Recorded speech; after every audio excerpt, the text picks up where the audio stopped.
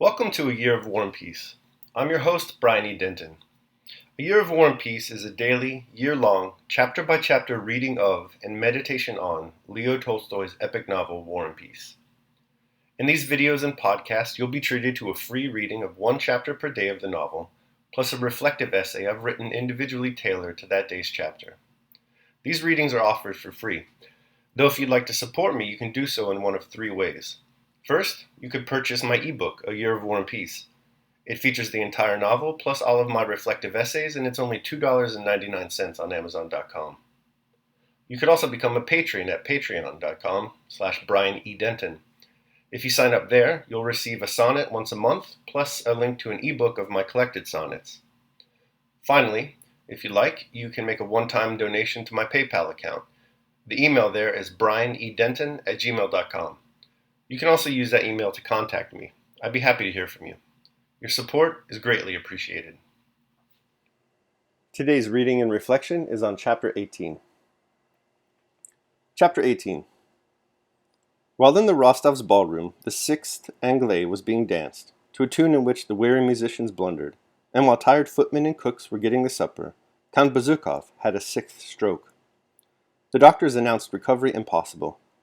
After a mute confession, communion was administered to the dying man, preparations made for the Sacrament of Unction, and in his house there was the bustle and thrill of suspense usual at such moments. Outside the house, beyond the gates, a group of undertakers, who hid whenever a carriage drove up, waited in expectation of an important order for an expensive funeral.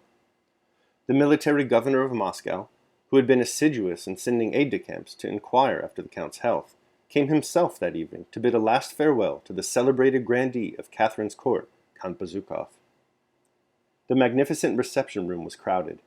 Everyone stood up respectfully when the military governor, having stayed about half an hour alone with the dying man, passed out, slightly acknowledging their bows and trying to escape as quickly as possible from the glances fixed on him by the doctors, clergy, and relatives of the family. Prince Vasily, who had grown thinner and paler during the last few days, escorted him to the door, repeating something to him several times in low tones.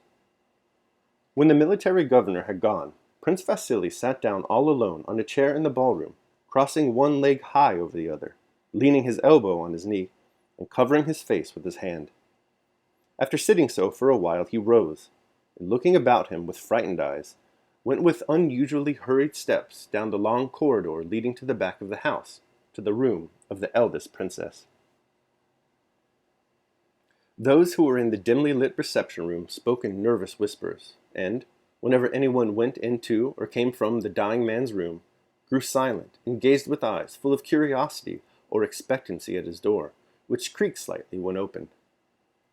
"The limits of human life are fixed and may not be overpassed," said an old priest to a lady who had taken a seat beside him and was listening naively to his words. "I wonder, is it not too late to administer unction?" asked the lady, adding the priest's clerical title, as if she had no opinion of her own on the subject. "Ah, madame, it is a great sacrament," replied the priest, passing his hand over the thin, grizzled strands of hair combed back across his bald head. Who was that? The military governor himself? Was being asked at the other side of the room. "How young-looking he is!" "Yes, and he is over 60. I hear the count no longer recognizes anyone. They wish to administer the Sacrament of Unction." "I knew someone who received that sacrament 7 times. The second princess had just come from the sick room with her eyes red from weeping, and sat down beside Dr. Lorraine, who was sitting in a graceful pose under a portrait of Catherine, leaning his elbow on a table. "Beautiful," said the doctor in answer to a remark about the weather. "The weather is beautiful, princess, and besides, in Moscow one feels as if one were in the country." "Yes, indeed," replied the princess with a sigh. "So he may have something to drink?" Lorraine considered.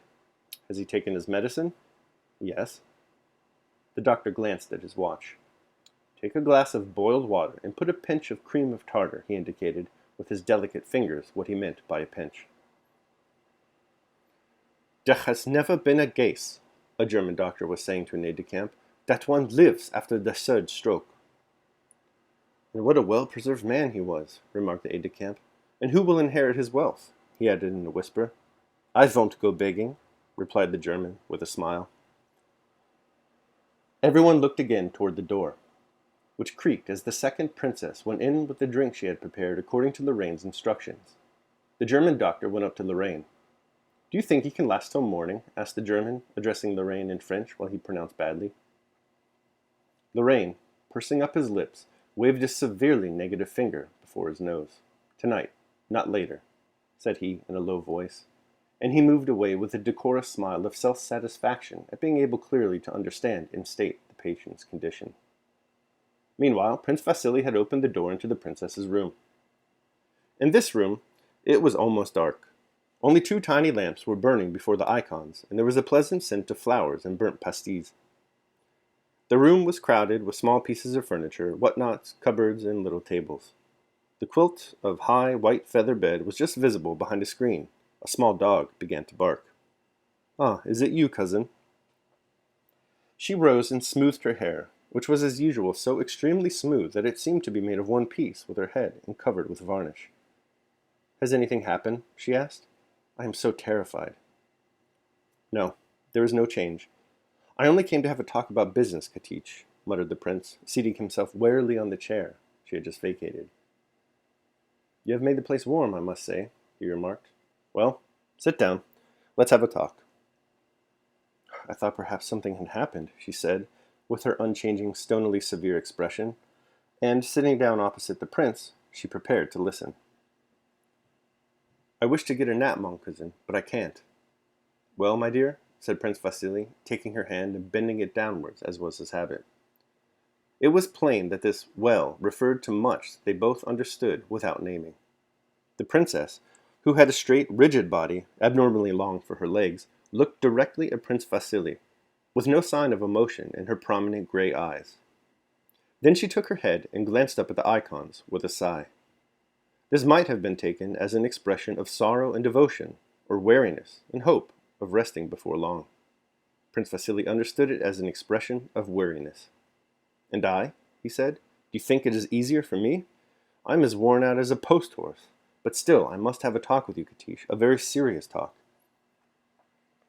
Prince Vasily said no more, and his cheeks began to twitch nervously, now on one side, now on the other, giving his face an unpleasant expression which was never to be seen on it in the drawing-room. His eyes, too, seemed strange. At one moment, they looked impudently sly, and at the next glanced round in alarm. The princess, holding her little dog on her lap with her thin, bony hands, looked attentively into Prince Vasily's eyes, evidently resolved not to be the first to break silence, if she had to wait till morning. "Well, you see, my dear princess and cousin, Catherine Semenova," continued Prince Vasily, returning to his theme, apparently not without an inner struggle, "at such a moment as this, one must think of everything. One must think of the future, of all of you. I love you all, like children of my own, as you know." The princess continued to look at him without moving, and with the same dull expression. "And then, of course, my family has also to be considered," Prince Vasily went on, testily pushing away a little table without looking at her. "You know, Katiche, that we, your 3 sisters, Mamatov and my wife, are the Count's only direct heirs. I know how hard it is for you to talk or think of such matters. It is no easier for me. But, my dear, I am getting on for 60 and must be prepared for anything. Do you know I have sent for Pierre?" The Count, pointing to his portrait, definitely demanded that he should be called. Prince Vasily looked questioningly at the princess, but could not make out whether she was considering what he had just said, or whether she was simply looking at him. "There is one thing I constantly pray God to grant, mon cousin," she replied, "and it is that he would be merciful to him, and would allow his noble soul peacefully to leave this—" Yes, of course," interrupted Prince Vasily impatiently, rubbing his bald head and angrily pulling back toward him the little table that he had pushed away. "But, in short, the fact is, you know yourself that last winter the Count made a will by which he left all his property not to his direct heirs, but to Pierre." "He has made wills enough," quietly remarked the princess, "but he cannot leave the estate to Pierre. Pierre is illegitimate." "But, my dear," said Prince Vasily suddenly, clutching the little table and becoming more animated and talking more rapidly, "what if a letter had been written to the Emperor, in which the Count asked for Pierre's legitimation? Do you understand that in consideration of the Count's services, his request would be granted?" The princess smiled, as people do who think they know more about the subject under discussion than those they are talking with. "I can tell you more," continued Prince Vasily, seizing her hand. That letter was written, though it was not sent, and the Emperor knew of it. The only question is, has it been destroyed or not? If not, then as soon as all is over, and Princess sighed to intimate that what he meant by the words all is over. And the Count's papers are opened, the will and letter will be delivered to the Emperor, and the petition will certainly be granted. Pierre will get everything as a legitimate son. And our share? Asked the princess, smiling ironically, as if anything might happen, only not that. But, my poor Katish, it is as clear as daylight. He will then be the legal heir to everything, and you won't get anything. You must know, my dear, whether the will and letter were written, and whether they have been destroyed or not. And if they have somehow been overlooked, you ought to know where they are. You must find them, because... Well, what next? The princess interrupted, smiling sardonically, and not changing the expression of her eyes. I'm a woman, and you think we are all stupid. But I know this. An illegitimate son cannot inherit. Un bâtard, she added, as if supposing that this translation of the word would effectively prove to Prince Vasily the invalidity of his contention. Well, really, Katish, can't you understand? You are so intelligent. How is it you don't see that if the Count has written a letter to the Emperor begging him to recognize Pierre as legitimate, it follows that Pierre will not be Pierre, but will become Count Bezúkhov, and will then inherit everything under the will. And if the will and letter are not destroyed, then you will have nothing but the consolation of having been dutiful. That is certain. I know the will was made, but I also know that it is invalid, and you, mon cousin, seem to consider me a perfect fool, said the princess, with the expression women assume when they suppose they are saying something witty and stinging. My dear Princess Catherine Semenova, began Prince Vasily impatiently, I came here not to wrangle with you, but to talk about your interest as with a kinswoman, a good, kind, true relation. And I tell you for the 10th time that if the letter to the Emperor and the will in Pierre's favor are among the Count's papers, then, my dear girl, you and your sisters are not heiresses. If you don't believe me, then believe an expert. I have just been talking to Dmitrievnich, the family solicitor, and he says the same. At this, a sudden change evidently took place in the princess's ideas. Her thin lips grew white, though her eyes did not change, and her voice, when she began to speak, passed through such transitions as she herself evidently did not expect. Well, that would be a fine thing, said she. I never wondered anything, and I don't now. She pushed the little dog off her lap and smoothed her dress. And this gratitude, this is recognition for those who have sacrificed everything for his sake, she cried. It's splendid. Fine. I don't want anything, Prince.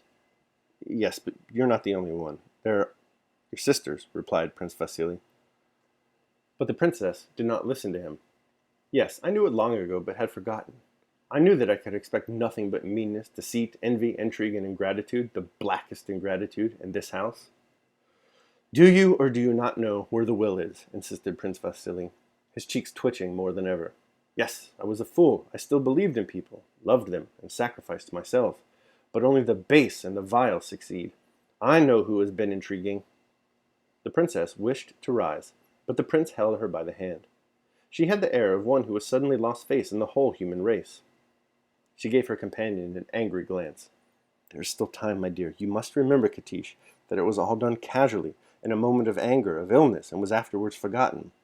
Our duty, my dear, is to rectify his mistake, to ease his last moments by not letting him commit this injustice, and not to let him die feeling that he is rendering unhappy those who sacrificed everything for him, chimed in the princess, who would again have risen had not the prince still held her fast, though he never would appreciate it. No, she added with a sigh, I shall always remember that in this world one must expect no reward, that in this world there is neither honor nor justice. In this world one has to be cunning and cruel. Now come, be reasonable. I know your excellent heart. No, I have a wicked heart. I know your heart, repeated the prince. I value your friendship and wish you to have as good an opinion of me. Don't upset yourself, and let us talk sensibly while there is still time. Be it a day or be it but an hour, tell me all you know about the will, and above all, where it is. You must know. We will take it at once and show it to the Count. He has no doubt forgotten it and will wish to destroy it. You understand that my sole desire is conscientiously to carry out his wishes. That is my only reason for being here. I came simply to help him and you. Now I see it all. I know who has been intriguing. I know, cried the princess. That's not the point, my dear. It's that protege of yours, that sweet Princess Drubetskaya, the Anna Mikhailovna, whom I would not take for a housemaid, that infamous, vile woman. Let's not lose any more time. Don't talk to me. Last winter she wheeled herself in here and told the Count such vile, disgraceful things about us, especially about Sophie. I can't repeat them. That it made the Count quite ill, and he would not see us for a whole fortnight. I know it was then he wrote this vile, infamous paper, but I thought the thing was invalid. We've got to it at last. Why did you not tell me about it sooner? It's in the inlaid portfolio that he keeps under his pillow, said the princess, ignoring his question. Now I know. Yes, if I have a sin, a great sin, it is hatred of that vile woman, almost shrieked the princess, now quite changed. And what does she come worming herself in here for? But I will give her a piece of my time. The time will come. All right, that concludes my reading of chapter 18. I'll now move on to my reflection on the same. A Year of War and Peace, Day 18. Vasily the Unvirtuous. While the Rostovs and their guests party, Count Bizikov is stroking out across town. Many have gathered at his estate. Doctors, the military governor of Moscow, aides-de-camp, members of the clergy, undertakers. It's a different kind of party. Among this gathering sits a wearied and worried Prince Vasily. He is much thinner and paler than the last time we saw him. It must be exhausting trying to cheat someone out of their inheritance. As soon as Vasily learns that the Count will not survive the night, however, he hops back up and darts back off to work. His target is now one of the Count's nieces, Pierre's cousin, Catherine Simonova, a.k.a. Katich. Which way goes Vasily? The two have a long and difficult conversation about the Count's will. The villainous intentions of Prince Vasily are now impossible to hide. It's a truly disgraceful conversation. Their family member lies dying nearby, and these two debate how best to benefit from this death. Vasily knows that the Count has a will. He also knows that the Count has petitioned the Emperor, a great friend, to legitimize Pierre as his rightful heir. Though this petition will surely be granted, it hasn't yet been delivered to the Emperor. It remains sealed in a portfolio in the Count's room. If only Prince Vasily and Katich can somehow get their hands on the petition, they stand, as the closest family members, to inherit one of the largest fortunes in all of Russia. And so we return to the concept of duty. Prince Vasily invokes the notion himself when he says to Katich, in reference to their scheme to thwart the Count's intentions, that it is, quote, our duty, my dear, to rectify his mistake, to ease his last moments by not letting him commit this injustice, end quote. Vasily has the temerity to say this even with the knowledge that the Count has just asked to see Pierre. The Count's love of Pierre is clear. Yet Vasily and Katich seek to dishonor their own family member's intention. This is not a virtuous performance of the role of family member. Daily meditation. Look for and come to understand your connections to other people. We properly locate ourselves within the cosmic scheme by recognizing our natural relations to one another and thereby identifying our duties.